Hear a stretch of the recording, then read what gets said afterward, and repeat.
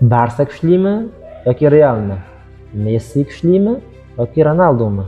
Xavi kuchlimi yoki Modrichmi? Ushbu she'rni eshitsangiz yaxlit javob beriladi. Demak, sarlavhasi Real va Barsaning fanatlari.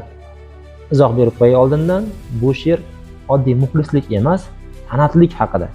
Demak, boshlayapman. Futbol millionlar o'yini. Muxlislarsiz bu nom bir tiyin. Lek hammadan shularga qiyin. Real Barsaning fanatlari.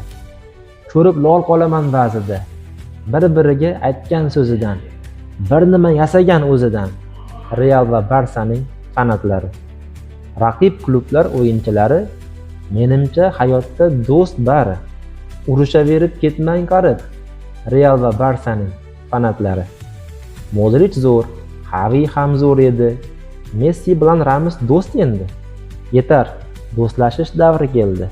Real va Barsaning fanatlari. Endi Alisherni tinglaylik. Bilimda bellashing, xo'p mayli. Urushmang bir klub tufayli. Real va Barsaning fanatlari. Demak, o'ylaymanki tushunganlar tushunadi.